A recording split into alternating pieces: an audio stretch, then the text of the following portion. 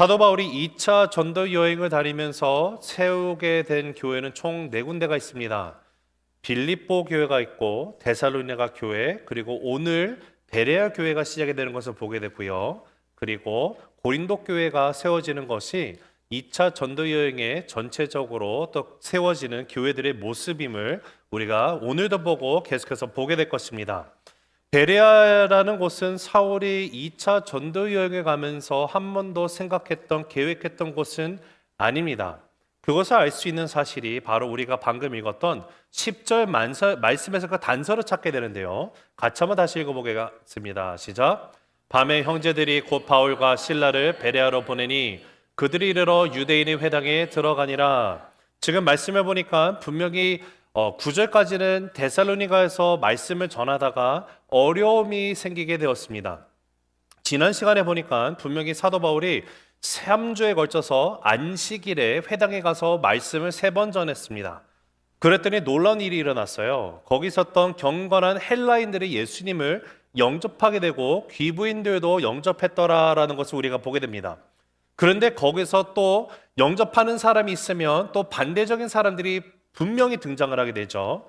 근데 마음 가운데 정말로 아픔일 수 있는 것, 사도 바울에게 있어서 큰 아픔은 바로 자신의 민족인 유대인들이 복음을 받지 않고 말씀해 보니까 바울을 시기함으로 말미암아 그곳에 있었던 그 시장가에 있는 불량배들을 데리고 오면 오늘날로 말하면 조폭이에요. 조직폭력들을 데리고 와서 바울을 잡기 위해서 그가 어디 있는가 봤더니 야손의 집에 있다라는 것을 정보를 받고 야손의 집에 쳐들어갑니다. 근데 다행히도 야손이 바울과 일행을 잘 숨겨줬어요. 그래서 그 일이 있고 난 후에 10절에 보니까 야손과 형제들입니다. 야손과 형제들이 바울과 실라를 베레아로 보냈다라고 나와 있습니다. 근데 지금 베레아로 보내게 된 시간이 언젠가 봤더니 밤에 보냈다라는 것을 보아서도요. 지금 이 데살로니가 지역에서 바울 일행을 잡고자 했던 그 위협이 얼마나 큰 위협이었는지 죽을 수도 있는 그런 죽음의 위협을 느끼지는 않았을까라고 묵상하게 되는 것이 낮에 간 것이 아니라 한밤중에 몰래 빠져나갔다는 것을 우리에게 알려주고 있습니다. 그 당시는 우리처럼 오늘날 전기가 있지 않습니다. 가로등이 존재하지 않습니다. 밤에 다니기 위해서는요, 눈앞이 잘 보이지 않습니다. 그들이 의지할 수 있는 것은 달과 별이 태양의 빛을 반사해서 그냥 반짝반짝 빛나는 것밖에 없습니다. 여러분, 달과 별이 아무리 밝게 비춘다 할지라도 그게 얼마나 보이겠습니까?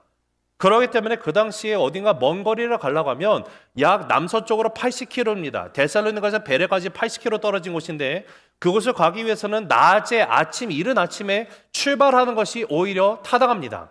하지만 밤중에 보낼 수밖에 없었던 상황은 밤에 될 때까지 숨겨뒀다가 찾는 자들이 이제는 더 이상 찾지 않는 그 기회를 찾아가고 몰래 빼서 보낸 거예요. 근데 보낸 곳이 어딘가 봤더니 베레아라는 곳으로 가게 됐다는 것을 보게 되죠. 이 베레아는요, 다시 말하면 사도 바울이 한 번도 생각해 본 적이 없는 곳입니다. 아니, 엄밀히 말해서 사도 바울과 그 일행이 제2차 선교 여행을 시작하는 그 순간부터 지금까지 본인들이 계획했던 대로 진행됐던 것은 솔직히 엄밀히 말해서 하나도 없었습니다. 자, 근데 이 사실을 통해서 우리가 깨닫게 되는 중요한 사실이 또 있죠. 그것을 잠언 기자가 너무도 우리에게 잘 알려주고 있는데 잠언 16장 9절 말씀입니다. 같이 읽습니다. 시작. 그의 걸음을 인도하시는 이는 여호와시니라. 사람이 마음으로 자기의 길을 계획을 합니다만 그 길을 인도하시는 분은 여호와 하나님이시다. 우리가 아무리 우리의 길을 계획을 한다 할지라도 하나님이 인도하지 않으면 그 모든 것이 허사라는 것입니다. 바울과 그 일행도 2차 전도여행을 떠날 때는 분명히 계획이 있었습니다. 그 계획이 어디였습니까? 아시아로 복음을 들고 들어가고자 하는 계획을 가지고 갔습니다. 궁극적으로는 에베소라는 지역에 가서 그 복음을 전하기까지 가고자 하는 마음이 있었음을 우리가 알게 됩니다. 나중에 3차 전도여행을 가서 에베소에서 3년이 넘는 시간을 바울이 있으면서 거기서 복음을 전하며 교회가 세워진 것을 보는 것만을 해도 그렇습니다. 자, 그런데 아시아 지역으로 가는 것을 하나님이 막으셨죠. 그랬더니 그들이 어떻게 합니까? 비두니아 지역을 위로 북상했습니다. 거기도 하나님이 막으셨어요. 그래서 어쩔 수 없이 드로아라는 항구로 왔습니다. 제가 만약에 바울의 일행이었더라면 마음 가운데 아시아를 뒀기 때문에 어떻게 해서든지 아시아로 가기 위해서는 드로아에서 배를 타가지고 에베소로 가면 됩니다. 그런데 그렇게 하지 않습니다. 하나님께서 마게도냐 사람의 환상을 보게 하시면서 세 바늘의 연고표 말하며 건너와서 우리를 도우라고 하는 말씀을 통해서 그때 비로소 하나님 뜻이 여기가구나 해가지고 건너가서 첫 번째 들어갔던 곳이 빌립보였습니다. 한 번도 간 적이 없습니다. 그곳에서 어찌할 바를 몰라서 며칠 있다가 하나님께서 안식일에 바울 일행이 회당이 없으니까 기도할 처소로 찾아갔다가 루디아 여인이 복음을 듣고 예수님을 영접하게 되는 사건이 일어났습니다. 그렇게 하고 데살로니가 갔다가 이제는 또 데살로니가에서 어려움이 있으니까 베레아로 오게 됐다는 것. 여러분 이 모든 것을 보면은요, 바울의 그 일정 가운데 계획 가운데 이루어졌던 것은 하나도 자신의 뜻대로 되지 않고 하나님의 뜻 가운데 됐다는 것이에요. 자, 이것을 통해서 우리가 깨닫게 되는 진리가 무엇입니까? 나의 인생 가운데 내가 계획을 한다 할지라도 이것이 진짜 하나님의 인도하심인지 아닌지를 우리가 알기 위해서는 이 길을 가봐야만 합니다. 바울 일행이 그랬습니다. 가다 막히면 또 생각하고 또 기도하면서 갑니다. 그런데 그렇게 가면서 하나님이 뒤투어 우회 도로를 두시면 주님이 인도하신다라는 거예요. 그런데 만약에 내가 아무리 계획한다 할지라도 하나님이 나를 인도하지 않으시니까 하나님 인도하는 길이 다르겠지라고 생각하면서 아무것도 안 하면 하나님이 인도하시면 우리가 자다 죽었다 깨어나도 알 수가 없어요. 그런데 우리는 믿음으로 주님을 신뢰하고 그 길을 걸어갈 때 분명히 하나님께서 강권적으로 역사하심으로 내가 있어야 할 곳으로 나의 발걸음을 인도해 주심을 믿으시기 바랍니다. 자, 그것이 우리가 보게 되는 특징이 있고요. 그리고 빌립보에서 데살로니가 이르러서 이제 베레아 지역에 와서 사역하는 것을 우리가 면밀히 살펴보면 누가가 이 베레아 지역에서 일어났던 이 복음의 사건에 또 다른 강조점을 두고 있음을 우리가 살펴보게 됩니다. 자, 우리 한번 같이 읽어보실까요? 시작. 빌립보 선교 사역의 특징이 기도였고 데살로니가 선교 사역의 특징이 말씀이었다면 베레아 선교 사역의 특징은 말씀을 받아들이는 마음밭에 있습니다. 다시 읽습니다. 시작. 기도였고 데살로니가 선교 사역의 특징이 말씀이었다면 베레아 선교 사역의 특징은 말씀을 받아들이는 마음밭에 있습니다. 자, 다시 한번 생각해 볼게요. 빌립보 지역에 들어갔어요. 안식일이 됐습니다. 그럼 바울이 어떻게 돼요? 안식일에 유대인이기 때문에 회당을 찾아갑니다. 그런데 빌립보가 큰 도시였음에도 불구하고 거기는 유대인들이 없었어요. 그래서 기도 처소가 있는가 해서 강가로 나갔어요. 그랬더니 감사하게도 거기에 기도하러 모여있는 유대 여인들을 만나게 됩니다. 그곳에서 바울이 복음을 전했는데 어떤 복음의 내용을 전했는지는 언급이 되어 있잖아요. 하지만 기도 처소로 찾아갔더니 거기서 이방 여인 루디아가 그 말씀을 듣고 예수를 영접하고 집을 오픈함으로 거기가 빌립보 교회 시작이 됩니다. 빌립보에서는 또 어떤 일이 있었습니까? 기도하러 나갔는데 귀신 들린 여종을 만나게 되고 그 귀신 들린 여종을 예수 그리스도의 이름으로 그 귀신을 내쫓게 됩니다. 그로 인해서 일이 났죠. 엄청나게 모지게 매를 맞고 빌립보 감옥에 갇혀 있는데 한밤중에 바울과 실라가 정신이 들고 일어나서 찬양하며 기도하면서 나가요. 그때 기적이 일어났어요. 그리고 그 기적으로 통해서 간수에게 복음을 전하는 기회가 주고 복음을 전함으로 해서 간수와 그 가족이 예수님을 영접함으로 빌립보 교회 초창기 멤버 성도가 됩니다. 자, 그러니까 빌립보에서는 사역의 초점이 무엇입니까? 교회가 세워짐에 있어서는요 반드시 기도가 있어야 한다는 거예요. 자, 그런데 데살로니가에서는 기도 내용은 하나도 안 나와 있고 여기서는 말씀이 강조가 되어 있죠. 이것을 통해서 우리가 알게 되는 것은 교회가 세워지는 데 있어서 가장 중요한 말씀이 없으면 안 된다는 거예요. 그러니까 교회가 세워지는 데 있어서는 반드시 기도와 말씀이 함께 가야 됨을 우리가 알게 되는 것이고 오늘 베레아 지역에서는요 누가가 이 사건을 기록하면서 강조점을 두고 있는 것은 솔직히 바울과 일행이 무슨 일을 했다는 것은 중점이 아니에요. 중요하지 않아요. 여기서 강조하고 있는 것은 그 말씀이 전해졌을 때 받아들이는 베레아 사람들의 마음밭에 대해서 얘기하고 있음을 우리가 보게 됩니다. 이 사실을 우리가 예수님이 주셨던 그 씨를 뿌리는 자의 비유를 통해서도 이미 우리는 배워 알고 있습니다.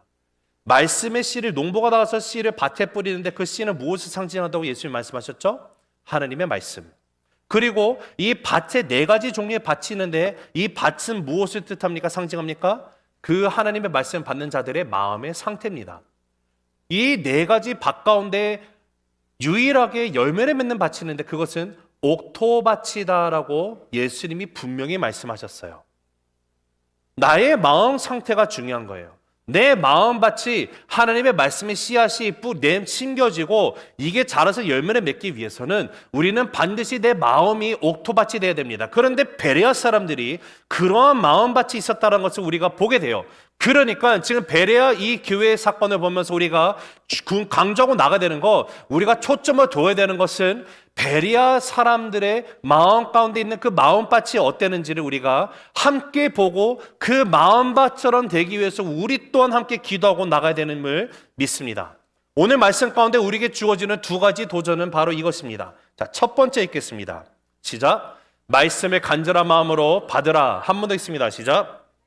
간절한 마음으로 받아라. 자, 11절 전반절 읽을까요? 시작. 베레아에 있는 사람들은 데살로니가에 있는 사람들보다 더 너그러워서 간절한 마음으로 말씀을 받고. 자, 여기 먼저 주목해서 볼 단어가 너그럽다라는 단어인데요. 이게 그 헬라어로는요, 유게네스라는 단어가 쓰여 있습니다. 유게네스라는 단어는 총 세 가지 뜻으로 번역을 할 수 있습니다. 하나는 나의 태생이 좋다는 뜻이 될 수 있고요. 아니면 사회적 신분이 높다라는 뜻이 될 수 있고, 아니면 고상한 품성을 지니고 있다라는 뜻이 될 수도 있습니다. 왜냐하면 이 유라는 것은 좋다라는 유라는 뜻을 갖고 있는 이 접두사와 게노스라고 하는 종류를 뜻하는 단어가 함께 합쳐져서 유게네스가 되는 것인데, 나의 태생, 사회적인 신분, 아니면 나의 성품에 대해서 가르치는 것이 있어요. 태생이 좋을 수 있고, 사회적인 신분이 높은 것을 의미할 수도 있고, 아니면 나의 성품이 품성이 좋을 수도 있다. 자, 그러면 지금 누가가 여기서 유게네스라는 단어를 쓰면서 그들이 너그럽다, 누구보다요? 데살로니가 사람들보다 너그럽다고 말을 하면 도대체 무엇이 너그러운지에 대해서 알기 위해서는 데살로니가 사람들이 어떤 사람이었는지를 우리가 한번 생각해 보면 답을 찾을 수 있겠죠. 그래서 데살로니가전서 2장 13절에 가면 이렇게 말합니다. 시작. 이러므로 우리가 하나님께 끊임없이 감사함은 너희가 우리에게 들은 바 하나님의 말씀을 받을 때에 사람의 말로 받지 아니하고 하나님의 말씀으로 받음이니 진실로 그러하도다. 이 말씀이 또한 너희 믿는 자 가운데서 역사하느니라. 데살로니가 성도들은 바울이 말씀을 전하고 나갈 때 그것을 어떻게 했다라고 말합니까? 사람의 말을 받은 것이 아니라 하나님이 나에게 주시는 마음으로 받았다라는 거예요. 하나님이 나에게 주시는 말씀이구나로 받았다라는 거예요. 즉 예수님이 씨를 뿌리는 자의 비를 통해서 우리에게 말씀 주셨던 데살로니가 사람들의 마음밭은 어떤 밭이에요? 옥토밭이라는 거예요.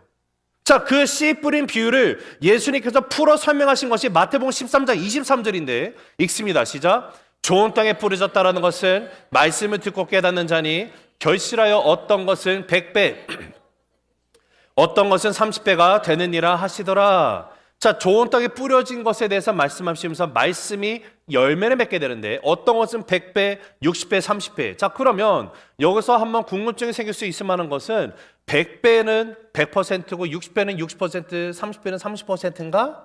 라고 생각을 할 수도 있잖아요. 그러나 그렇지 않습니다. 이 유대인의 개념 가운데 10배가 등장을 하면요, 10배는 이미 완전한 수입니다. 그러니까 예수님이 말씀하시는 말씀을 듣고 깨달을 때 30배나 60배나 100배나 그 당시 그들이 말하는 10배만 해도 이게 완전 100%인데 거기에 3배, 6배, 10배를 더 맺게 된다는 거예요. 즉 말씀이 뿌려지고 이 옥토밭 같은 데 말씀이 들어가면은요 100% 이상의 것에 열매를 맺을 수 있다는 것이 예수님 말씀이에요. 그 마음밭이 되어야 된다는 것을 말합니다. 데살로니가 교회 가운데 열매가 있을 수 있었던 것은 그들의 마음이 예수님 말씀했던 옥토와 같은 마음이었기 때문에 그래요. 그런데 더 놀라운 사실은 지금 베레아 사람들이 데살로니가 교인들보다 더 유게네스하다, 더 놀라운 너그러운 마음을 가졌다라고 비교하면서 말하는 것을 봐서는 그 베레아 사람들의 출신 성분이 좋다는 뜻이 아니고요, 사회적인 신분이 높은 말하는 것이 아니고 그들의 마음밭의 삶이, 그 마음이 경건하다라는 것, 고상하다라는 것, 간절하다라는 것을 우리에게 알려주는 것이 이 단어의 뜻이에요. 그래서 그러한 너그러운 마음으로 베레아 사람들이 하나님의 말씀을 어떻게 하는 것 봤더니 간절한 마음으로 받아들였어요. 자, 참고로 지금 이 11절에 나와 있는 베레아 사람들은 이라고 한글 성경에서는 번역을 해놨는데 영어 성경의 많은 번역본을 보면 거기 뭐라고 써있냐면 베레아에 있는 유대인들은 이라고 번역을 해놨어요. 그것이 원어적으로 봐서 흐름상에서도 맞는, 여기서 말하는 이 대명사 그들이 바로 유대인임을 우리가 보게 돼요. 그것을 한글 성경에서도 우리가 찾을 수 있는 몇 가지 단서를 보면 11절에서 베레아 사람들은 이라고 말하면서 데살로니가 사람들과 비교를 하잖아요. 그러면서 거기서 비교 대상이 어디가 나오냐면 13절에 가서 데살로니가에 있는 유대인들이를 말을 하고 있습니다. 그리고 거기에 더 나가서 저에게는 이게 조금 더 선명하게 주어지는 그 단서가 될 수 있는데 12절 말씀입니다. 같이 읽습니다. 12절 시작. 그 중에 믿는 사람이 많고 또 헬라의 기부인과 남자가 적지 아니하나, 여기서 말하는 그 중에는요, 헬라인 기부인 남자가 아니라 거기 있는 유대인들 중에 믿는 사람이 많았고 거기에 플러스 헬라인 알파가 있다는 거예요. 여러분, 바울이 회당에 가서 말씀을 전할 때마다 어떤 일이 있었습니까? 놀라운 복음의 메시지가 살아있는 운동력 있는 하나님의 말씀이 선포되면 거기는 분명히 죽음에서 생명으로 돌아오는 자들이 있습니다. 열매가 맺힐 수밖에 없어요. 왜 그렇습니까? 하나님의 말씀은 활력이 있어요. 운동력이 있어요. 살아있어요. 그런데 회당에서 말씀을 전할 때마다 분명히 복음의 열매가 있는데 안타깝게도 자신의 민족인 유대인 형제들은요, 예수님을 믿지 않았어요. 오히려 거부합니다. 나중에 시기합니다. 어떻게든지 이 바울을 잡기 위해서 함정도 놓고 덫을 놓고 죽이려 듭니다. 잡아가지고 모직에 매질을 합니다. 야, 얘 죽은 것 같아. 야, 내버려. 버림당하게 됐습니다. 루스드라에서 그랬잖아요. 그런데 처음으로 베레아라는 곳은 작은 도시예요. 데살로니가보다 훨씬 작습니다. 그런데 이곳에 왔더니 유대인의 회당에 감사하게 있었어요.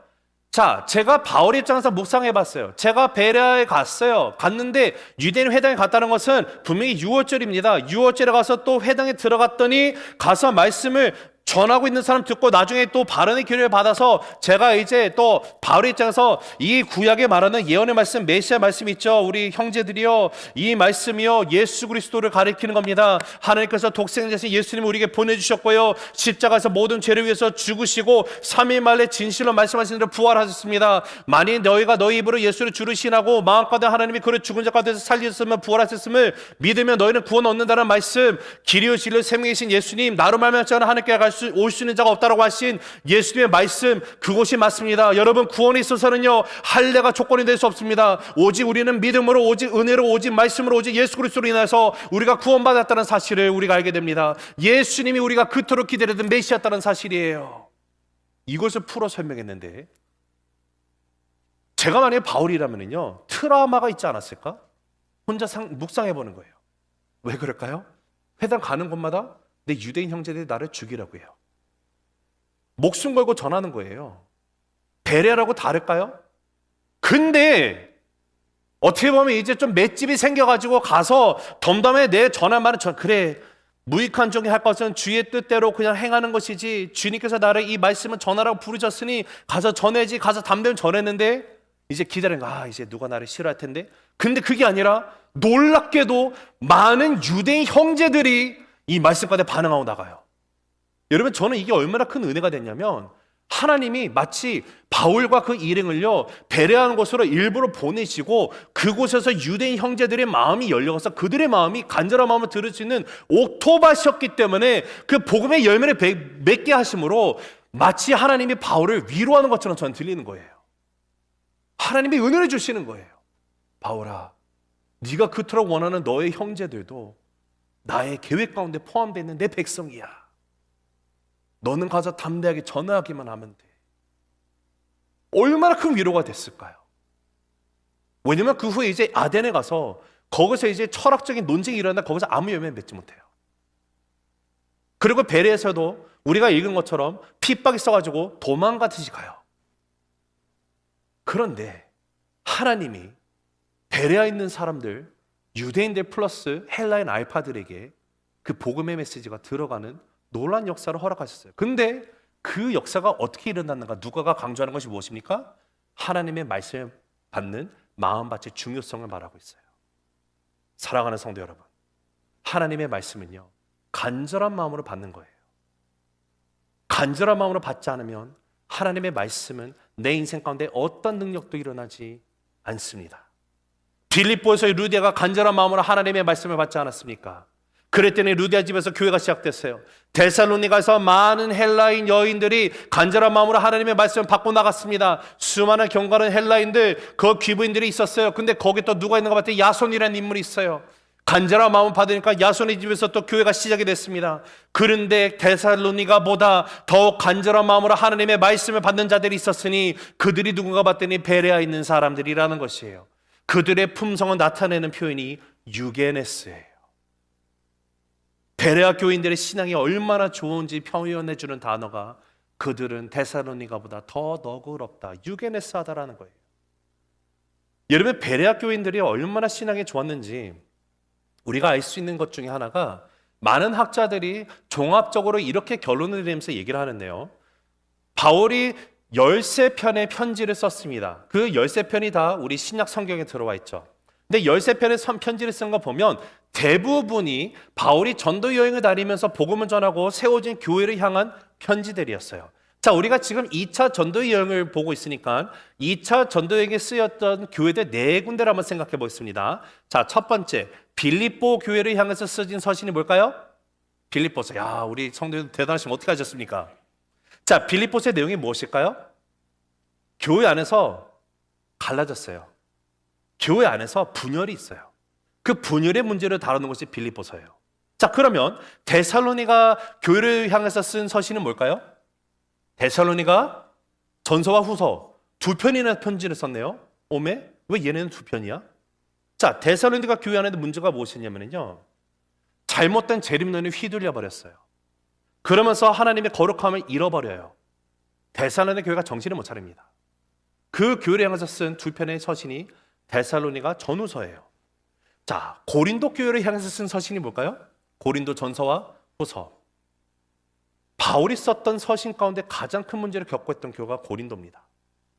고린도 교회에 있는 엄청 많은 문제를 위해서 긴 서신을 쓴 게 고린도 전후서예요. 자, 그런데 그럼 질문 들어갑니다. 베레아서는 어디 있을까요? 왜 베레아서가 없죠? 학자들이 이것을 들어서 이런 관점에서 어떤 공통적인 견해를 갖고 있냐면요, 저도 이 견해가 맞다라고 생각을 하는데, 베레아 교회가 다른 교회에 비해서 상대적으로 문제가 없는 교회였구나라는 것을 우리가 추론을 하게 됩니다. 굳이 사도 바울이 편지를 써서 그 문제점을 얘기할 것이 없었다라고 우리가 생각할 수 있어요. 자, 바울이 왜 베레아 교회는 그 편지를 안 썼는지 그 이유에 대해서 우리가 궁극적으로 알 수는 없지만, 하나의 우리 정확한 사실은 베레아 교회에 있는 성도들의 마음의 상태가 어떤지를 알려주는 것이 유게네스라 말씀드렸죠. 너그럽다, 간절한 마음 하나님의 말씀을 받고 나가는 자들인데, 그 마음밭이니까 그들의 삶 가운데 그 교회는 문제없이 탈없이 열매를 맺으면서 쭉쭉 그 교회가 성장했구나라는 결론에 도달할 수 있다는 것입니다. 자, 그렇기 때문에 사랑하는 우리 세심의 가족 여러분, 우리 모두가 간절한 마음으로 하나님의 말씀을 받는 고상한 성품을 지닌 예수 그리스도의 제자 되시기를 간절히 주의 이름으로 축복합니다. 자, 우리 두 번째 읽습니다. 시작. 말씀을 날마다 상고하라. 한 번 더 읽습니다. 시작. 말씀을 날마다 상고하라. 자, 11절 하반절 읽을까요? 시작. 이것이 그런가요? 날마다 성경을 상고함으로. 여기서 중요한 초점은 어디에 있냐면 날마다에 있습니다. 이 베레아 사람들이 날마다 성경 말씀을 보더라는 거예요. 그들이 정말로 그 고상한 성품을 갖고 있는 이들이, 하나님의 말씀을 향한 순수한 열정을 갖고 있는 이들이 하나님의 말씀을 간절하게 받은 것뿐만 아니라 그들은 날마다 성경 말씀을 폈다라는 거예요. 여러분, 우리의 신앙은요, 하나님의 말씀이 없으면 잘할 수가 없습니다. 이 사실을 베드로 사도가 베드로 서신, 베드로 전서에서 2장 2절을 보면 이렇게 말합니다. 읽습니다. 시작. 갓난아게 대같이 순전하고 신령한 젖을 사모하라. 이는 그로 말미암아 너희로 구원에 이르도록 자라게 하려 함이라. 여러분, 이 서신은요, 자, 2절만 보면 갓난아게 대같이, 그래, 그러면 그 당시에 예수님 믿은 지 얼마 안 된 성도들이 있었으니까 새신자에게 주는 서신이구나 라고 생각할 수 있을지 모르겠지만 그렇지 않습니다. 베드로 서신을 받는 그 수신자들은요, 자신들의 신앙을 지키기 위해서 자신의 고향을 떠난 사람들이었어요. 내가 세상 가운데 디아스포라로 살아가면 디아스포라로 살아갔지, 내가 어떠한 일이 있어도 내 예수 그리스도, 내 신앙을 끝까지 지킨다라는 믿음의 각오로 고향을 떠난 사람들이에요. 그 사람들에게 쓴 서신이 베드로전서입니다. 그런데 그런 믿음의 신앙을 지키기 위해서 떠난 자들에게, 그 열심히 있는 자들에게 베드로 사도가 뭐라고 말하나 봤더니, 갓난 아기들 같이 순전하고 신령한 젖을 사모하라. 무슨 것을 말합니까? 순전하고 신령한 젖이 무엇이에요? 하나님의 말씀. 이 말씀을 사모하라고 지금 사도 베드로가 말을 하고 있는 거예요. 여러분, 우리의 인생, 우리의 신앙은요, 말씀 없이는 자랄 수가 없어요. 내가 교회를 10년, 20년, 30년, 40년 나왔다 할지라도요, 하나님의 말씀이 없으면 나는 자라지 못해요. 말씀이 자라고 성성한 척은 할 수 있어요. 그러나 알맹이가 비어있는 껍데기에 불과합니다. 말씀이 있어야 돼요. 예수님이 마음의 옥토밭을 말씀하셨었어요. 그렇죠? 우리의 신앙이 온전히 자라기 위해서는 믿음이 들음에서 난다고 말합니다. 들음은 예수 그리스도의 말씀이라고 말합니다. 주님이 말씀하신 것을 내가 날마다 상고하지 않으면 나의 마음 가운데 자람이 있을 수가 없어요. 그러니 사랑하는 성도 여러분, 날마다 하나님의 말씀을 피할 수 있는 저와 여러분 되기를 간절히 소망합니다. 베레아 사람들이 날마다 말씀 펴서 보니까 성경을 어떻게 번화봤더니 그냥 읽은 것이 아니라 상고하더라라고 나와 있잖아요. 이 상고하다라고 나와 있는 그 단어가 아나크리노라는 헬라어가 쓰이는데, 이것은 법정에서 쓰이는 단어입니다. 이런 겁니다. 법정에 두 증인이 섰어요. 두 증인이 서서 증언을 하는데 이 증언의 내용이 다 달라요. 그러면 법정에서 판사가 해야 되는 일이 무엇입니까? 두 증인 가운데 어떠한 증언이 맞는지를 판결을 해야 되잖아요. 그때 하는 것이 아나크리노예요. 모든 것을 세세하게 낱낱하게 들여보고 연구하고 살피는 것이 아나크리노예요. 그래서 지금 이 두 증인들이 말하는 증언 가운데 하나는 허구고 하나는 진실인데, 진실이 맞는 것이 무엇인지를 찾기 위해서 살피는 거, 하나하나 다 낱낱이 살피는 거예요. 지금 베레아에 있는 그 유대인들과 헬라인들이 하나님의 말씀을 간절히 받으면서 하나님의 말씀을 낱낱이 살폈다라고 말하는 것인데요, 여기서 그들이 낱낱이 살피고자 했던 그 이유가 무엇이냐면, 야, 사도 베드로 거짓말 하나는 한 거 아니야?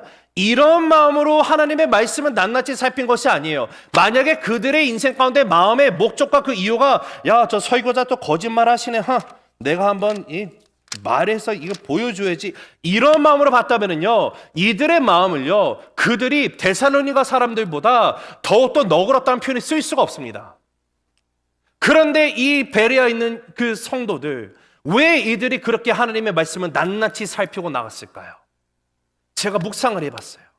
제가 만약에 베레아에 있는 회당에 있는 유대인 중에 한 사람이었다고 생각을 해볼게요. 매 6월절마다 우리가 모여서 거룩함으로 하나님 앞에 나가요. 우리에게 주신 모세율법과 예언의 말씀들을 보면서 하나님의 그 뜻을 내가 헤아리면서 나가요. 근데 거기서 분명히 그 하나님께서 메시아를 보내주는 약속이 있거든요. 그 메시아를 기다리면서, 고대하면서 기다리면서 우리가 함께 모여 있는 거예요.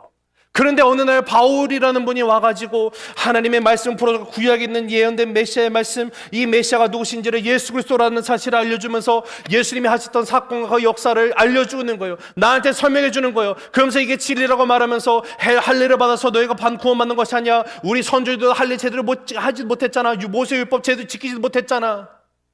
어떻게 율법이 우리를 구원할 수 있겠니? 그런데 하나님께서 우리를 어떻게 해요? 불쌍히 궁일이 여겨주셔서 끝까지 사랑하시되 십자가에 죽기까지 나의 모든 죄를 짊어지시고 죽으신 그분이 진실로 부활하셨다라는 거예요. 그분이 승천하셨어요. 오직 예수, 오직 은혜, 오직 믿음, 오직 말씀으로 주님을 알게 되는 것, 이 진리의 메시지가 선포되었을 때, 그 말씀을 들었을 때 마음 가운데 깊은 성령 하나님의 감동이 있지 않았을까요?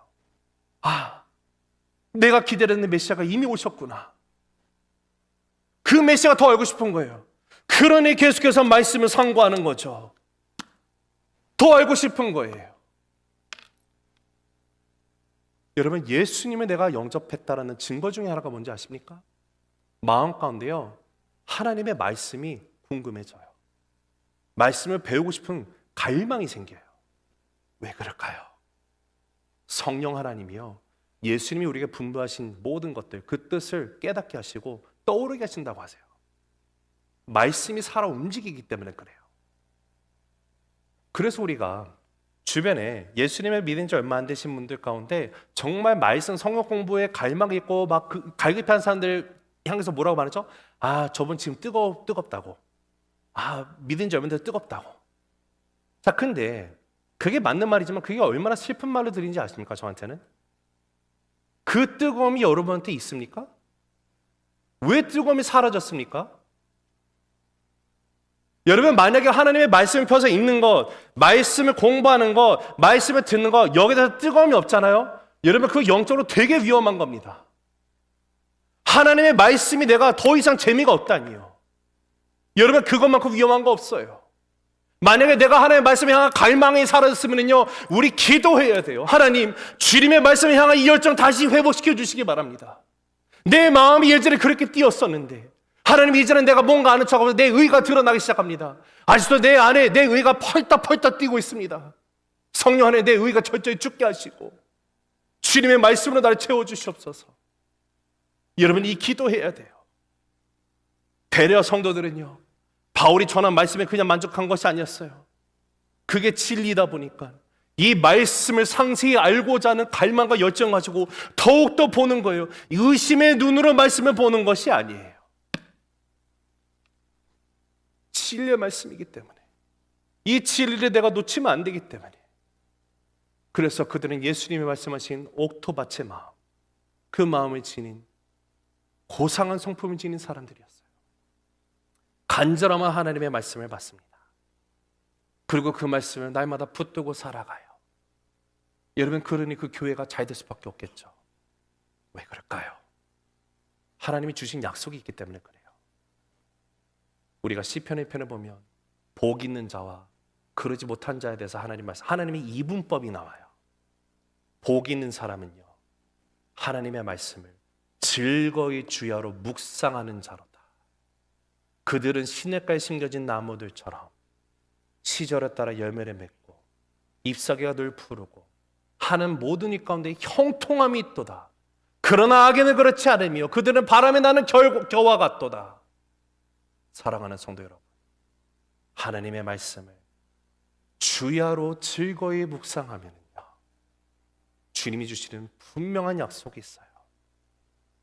저는 베레아 교회 성도들이 그 약속을 받은 자들임을 믿습니다. 사랑하는 새수명 가족 여러분, 우리가 이 마지막 시대에 바로 그 복 있는 사람이 되기를 간절히 기도합니다. 우리 하나님의 말씀을 주야로 즐겁게 묵상하게 되기를 원합니다. 여러분, 히브리서 8장 10절 말씀 보면 이 말씀만 나누고 말씀을 맺겠습니다. 읽습니다. 시작. 또 주께서 이르시되 그날 후에 내가 이스라엘 집과 맺을 언약은 이것이니 내 법을 그들의 생각에 두고 그들의 마음에 이것을 기록하리라. 나는 그들에게 하나님이 되고 그들은 내 백성이 되리라. 구약에서 하나님께서 이스라엘 백성들을 부르신 사건이 나왔습니다. 그게 언제였죠? 애굽에서 이스라엘 백성들이 430년 동안 노예 생활을 했습니다. 그들이 너무도 고통스러운 나머지 하나님 앞에 울부짖기 시작을 했어요. 그러면서 하소연하는 내용이 뭔가 봤더니, 하나님, 우리 잊으신 겁니까? 우리 선조들에게 하셨던 약속, 아브라함 하나님, 이삭의 하나님, 야곱의 하나님, 주님 분명히 우리 택했다고 하지 않으셨습니까? 그런데 우리 이렇게 노예를 있는 게 말이 됩니까? 주님, 너무 고통스럽습니다, 하나님. 근데 그때 하나님께서 그 기도를 들으셨다라고 말씀하세요. 들으시고 모세를 세우십니다. 모세를 통해서 그 백성들을 출애굽시키셨어요. 바로가 묻습니다. 내가 너네 왜 보내야 되니? 그랬더니 모세가 하는 말, Let my people go. 하나님께서 내 백성을 보내라.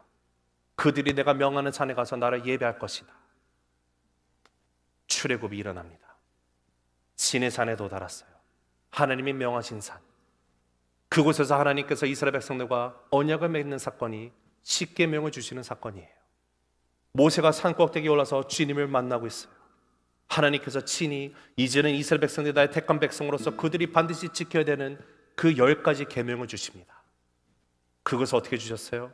친히 돌판에다가 손수 글씨를 새겨갖고 그들에게 주신 거였어요. 모세가 내려왔습니다. 이 십계명을 들고 내려왔는데 일어나서는 안 되는 일이 일어났어요. 금송아지를 만들어서 거기다 우상 숭배를 하면서 여호와 하나님이라고 외치고 있습니다. 하나님은 그들에게 언약을 주시면서 그들의 백성, 하나님의 백성을 삼으셨는데 말도 안 되는 일이 일어났어요. 여러분, 근데 우리가 아는 것처럼 구약 가운데 계속해서 백성들은 율법에 주신 말씀대로 살지 못하고 계속 죄와 반복 있었죠. 그러다가 하나님께서 최종적으로 궁극적으로 예수님을 보내주시고 예수님이 십자가에서 죽으심으로 말미암아 모든 죄의 값을 치르시고 3일 만에 부활하셨습니다. 그리고 승천하심으로 하나님이신 그분이 나의 모든 죄를 사하시고 예수 그리스도를 통해서 이제는 주님의 자녀가 될 수 있는 권세를 주셨음을 우리에게 주셨어요. 여러분, 예수 그리스도의 그 십자가의 능력을 통하여서 십자가 사건을 통해서 하나님이 새로운 언약을 맺어주셨는데 그 언약이 무엇인가 봤더니 하나님이 이제는 하나님의 말씀의 그 율법, 그 말씀을 우리의 생각 가운데 두신다고 말씀하세요. 그리고 하나님의 말씀을 우리의 마음에 새기신다라고 말씀을 하십니다. 사랑하는 성도 여러분, 여러분의 마음밭에는 하나님의 말씀이 새겨져 있습니까? 말씀이신 그분이 성육신하여 이 땅에 오셨습니다. 예수님께서 승천하심으로 말미암아 보혜사 성령 하나님이 이제는 내 안에 내주에 계십니다. 하나님의 말씀을 듣고 깨닫게 하시는 성령 하나님께서 우리가 말씀을 펴서 그 말씀을 읊조리며 계속해서 묵상하며 면밀히 살피며 외우고 읽고 듣고 나아가는 순간순간마다 하나님의 말씀이 우리의 마음판에 새김을 믿으시기 바랍니다. 믿음은 들음에서 나요, 들음은 그리스도의 말씀이라고 하셨습니다. 사랑하는 성도 여러분, 우리가 가장 붙들어야 되는 것, 날마다 말씀을 상고함을 믿으시기 바랍니다.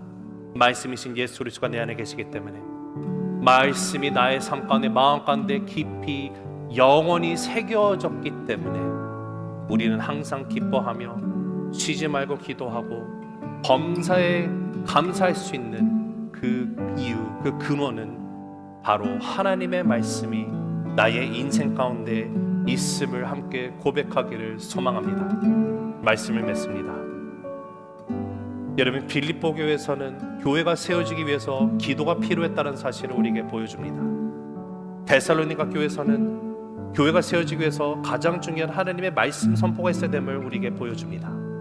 그러나 베레아에서는 그 기도와 말씀이 선포되었을 때 그 말씀을 받아들이는 마음밭의 중요성을 오늘 우리에게 알려주십니다. 사랑하는 우리 셀스맨 가족 여러분, 여러분의 마음밭은 옥토밭입니까? 돌밭입니까? 가시밭입니까? 자갈밭입니까? 우리 모두 옥토밭이기를 간절히 소망합니다. 말씀을 간절히 삼으십시오. 말씀을 날마다 펴서 그 말씀을 상고하시기 바랍니다. 그럴 때 하나님의 말씀이 살아 역사하시는 그 하나님의 말씀이 나의 인생 가운데 주인으로 계시는 그 말씀이 나의 삶을 변화시키며 나를 통하여 이 땅 가운데 예수 그리스도의 주인 되심을, 그 빛을 밝히 비추이는 인생으로서 우리를 변화시키는 그 능력 가운데 붙들림마다 살아가는 우리 새수명교회 모든 성도님들 되시기를 주님의 이름으로 간절히 축복합니다.